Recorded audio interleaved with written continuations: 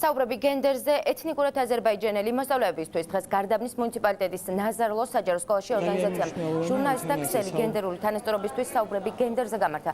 არასამთავრობო ორგანიზაციის წარმომადგენლები მოსწავლეებს გენდერულ თანასწორობაზე, ქალთა პოლიტიკაში მონაწილეობაზე, გენდერულ დისკრიმინაციაზე და ძალადობაზე ესაუბრნენ. ღონისძიება პროექტის ჟურნალისტები გენდერული თანასწორობისთვის ფარგლებში გაიმართა, რომელსაც ჟურნალისტთა ქსელი გენდერული თანასწორობისთვის ამერიკის შეერთებული შტატების საერთაშორისო განვითარების სააგენტოს და საარჩევნო სისტემათა საერთაშორისო ფონდის IFS-ის მხარდაჭერით ახორციელებს.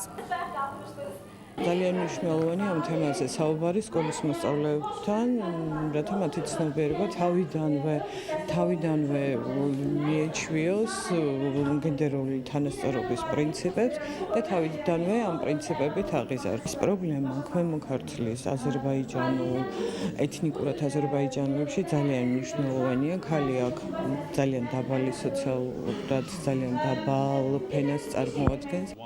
ძალიან მნიშვნელოვანი ღონისძიება იმ აქტივობებს შორის, რომლებსაც საარჩევნო სისტემების საერთაშორისო ფონდი IFS უჭერს მხარს.